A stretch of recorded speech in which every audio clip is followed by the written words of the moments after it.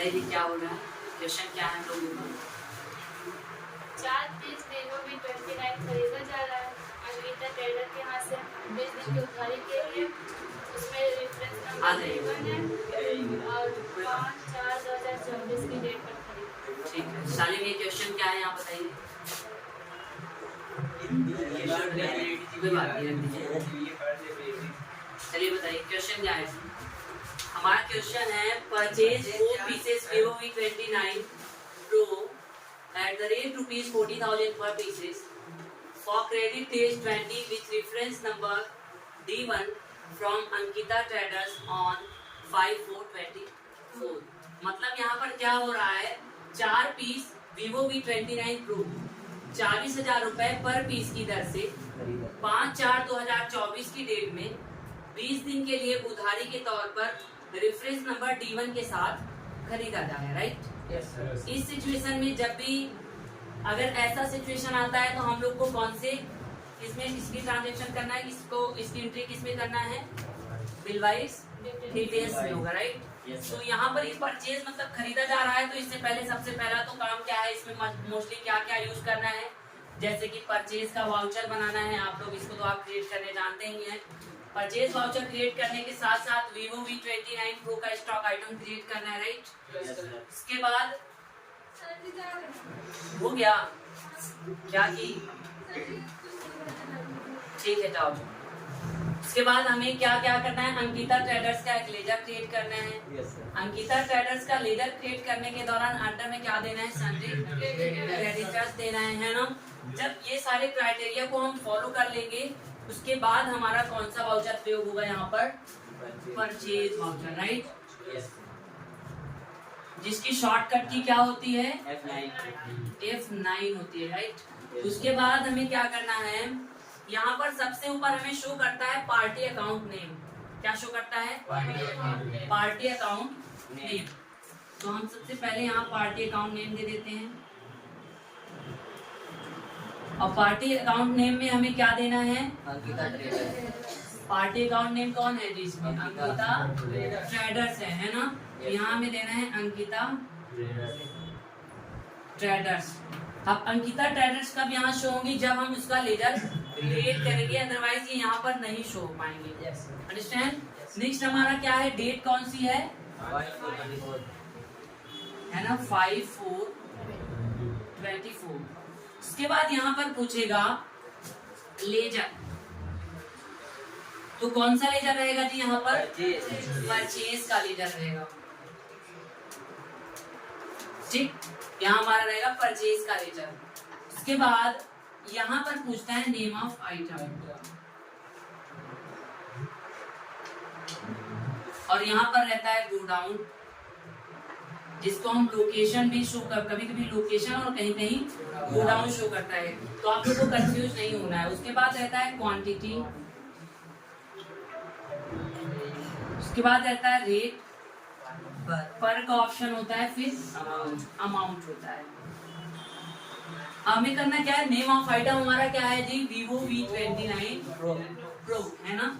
तो name of item में Vivo V29 Pro show कराना। ये कब आएगा यहाँ पर, जब हम इसका स्टॉक आइटम क्रिएट करेंगे उसके बाद, अदरवाइज यहाँ पर शो नहीं होगा। लोकेशन हमारा कौन सा है, देलूपुर है, तो हमें देलूपुर देना है। आपका जो भी लोकेशन है, जो भी होगा वहाँ आपको लोकेशन अपना शो करना है, ठीक। देन क्वांटिटी पूछ रहा है, कितनी क्वांटिटी है, 4। देखिए 4 पीसेस है, तो यहाँ पर क्वांटिटी 4 पीसेस दे देते हैं। रेट पूछ रहा है, किस रेट से दिया जा रहा है जी, तो 40,000 पर पीस की दर से हो रहा है, तो 40,000 यहाँ देना है, ठीक है। पर में पीसेस आ जा रहा है, यूनिट मतलब मापने की इकाई क्या है इसकी, पीसेस में मापी जाती है ना। इसके बाद हमारा अमाउंट कितना हो जाएगा टोटल, 4 से 4 में मल्टीप्लाई करने के कितना हो जाएगा, है ना 16, और कितना जीरो, 1 2 3 4 जीरो है, तो हम यहाँ पर 4 जीरो कर देंगे, तो हमारा कितना हो जाएगा 1,60,000, राइट। 1,60,000 हमारा टोटल अमाउंट हो चुका है। इसके जस्ट बाद हमारा बिल वाइज डिटेल्स का एक विंडो ओपन होगा। यहाँ तो हम नॉर्मली परचेज करते थे, अब अगर हमें यहाँ उधारी लिया जा रहा है तो उधारी का अगर हमें करना है तो बिल वाइज डिटेल्स में आएंगे। और आपको बताया गया है जब सेल और परचेज होता है तो कौन से रेफरेंस का प्रयोग करते हैं हम, न्यू रेफरेंस का प्रयोग करते हैं ना, आपको बताया गया है यहाँ पर। तो इसके जस्ट बाद यहाँ ओपन होगा बिल वाइज डिटेल्स। जैसे बिल वाइज डिटेल्स होगा आपके सामने, अगर ये नहीं शो हो पा रहा है तो आपको क्या करना है, यदि बिल वाइज डिटेल्स नहीं शो हो रही तो क्या करेंगे, प्रेस F12 करेंगे। है कौन सी एक्टिवेशन करेंगे, है ना, use default for bill allocation को नो करना है। उसके बाद हमारा यहाँ बिल वाइज डिटेल्स शो हो जाएगा। यहाँ पर हमारा सबसे पहले रहेगा टाइप रेफरेंस, क्या रहेगा, उसके बाद रहता है नेम, क्या रहता है, उसके बाद रहता है क्रेडिट डेज, क्या रहता है जी, और इसके बाद रहता है अमाउंट। अंडरस्टैंड। अब देखिए यहाँ पर पूछ रहा है टाइप रेफरेंस, तो जब भी हमारा सेल और परचेज होता है तो कौन सा रेफरेंस होता है Pushpa, new reference. Very good. शब्दावली में कौन सा रेफरेंस होता है, न्यू रेफरेंस होता है। तो यहाँ पर हम क्या करेंगे, न्यू रेफरेंस देंगे। ठीक,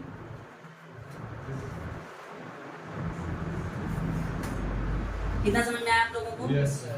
उसके बाद नेम, अब यहाँ पर रेफरेंस में हमारा नेम क्या है, D1 है, तो हमें क्या करना है, D1 देना है। क्रेडिट डेज, कितने दिन के लिए उधारी पर लिया जा रहा है, तो 20 डेज के लिए, है ना, तो यहाँ क्या करना है, 20 देना है।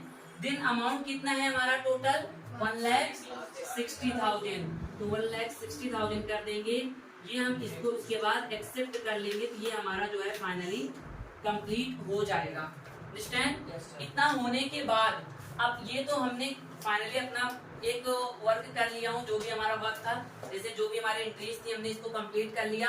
अब हमें करना क्या पड़ेगा, इसको पेमेंट भी करना पड़ेगा। अगर हम परचेज किए तो पैसा देंगे ना, तो इनका कैसे कुल मिला के, जैसे अगर हम एंट्रीज बनाएंगे तो कुछ इस तरह से बनेगा, जैसे paid rupees 1,60,000, paid rupees 1,60,000 with reference number D1, with reference number D1 to किसको, अंकिता ट्रेडर्स ऑन 20 तारीख के बाद। इसके मतलब 20 दिन की, अगर यहाँ पर 20 दिन का उधारी है तो 5 है, तो आप 20 के अंदर ही देना है। तो मान लो 24 कर लेते हैं हम लोग, 24 कर लेते हैं, 24 5 तो 24/4/2024 कर लेते हैं, या 20-25 कर ले, मतलब 20 दिन के अंदर ही इनको हमें पेमेंट करना है। जैसे 5 तारीख है तो मतलब 25 इनका लास्ट, 20 दिन है तो 25 लास्ट डेट हो रही है। इसके बीच ये 15 को भी दे सकती हैं, और इनको देना है हम लोगों को पैसा, जिसकी कंपनी होगी वो देगा पैसा।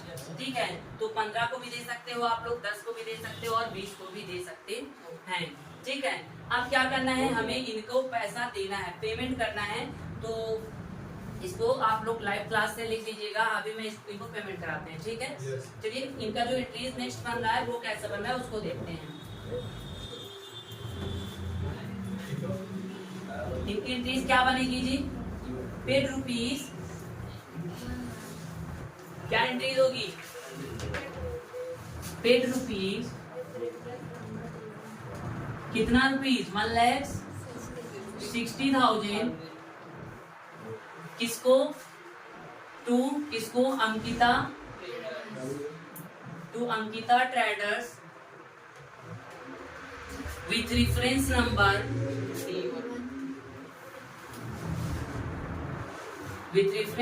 D1 on किस डेट में, मान लो हम 20 कर देते हैं, 24/24, ओके, 20/4/2024। अब वही पेमेंट जो हमने अभी सामान खरीदा था अंकिता ट्रेडर से, जो भी स्टॉक्स हमने खरीदे थे वो पेमेंट करना है। तो जब पुराने बिल के आधार पर पेमेंट या रिसीव करना होता है तो किस वाउचर का प्रयोग करते हैं जी, अगेंस्ट डिफरेंस का। किस डिफरेंस का प्रयोग करते हैं हम, जब भी हमें पुराने बिल के आधार पर पेमेंट या रिसीव करना है तो अगेंस्ट डिफरेंस का प्रयोग करते हैं, क्योंकि यहाँ ओल्ड डिफरेंस हो गया ना, ओल्ड बिल हो गई हमारी, क्योंकि हमें इसको पैसा देना है।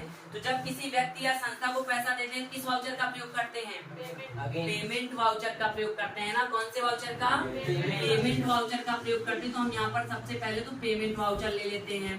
ठीक है, पेमेंट वाउचर की शॉर्टकट की क्या होती है, F5 होती है। और यहाँ क्रेडिट और डेबिट के रूप में हम पैसे को देते हैं, है ना। तो credit the giver and debit the receiver. तो यहाँ पर DR और CR ऑप्शन आ जाता है, और CR और DR ऑप्शन आ जाता है। तो debit the receiver, credit the giver. Debit the receiver कौन है यहाँ पर, अंकिता ट्रेडर्स रिसीव करेंगे तो इनको डेबिट में कर देते हैं अंकिता ट्रेडर्स को, ठीक है, समझ में आ रहा है ना जी। अंकिता ट्रेडर्स को हम क्या कर देते हैं, डेबिट में कर देते हैं, क्योंकि ये रिसीवर है। क्या कितना रुपए रिसीव कर रही है, 1,60,000, 1,60,000 रुपए रिसीव कर रही है।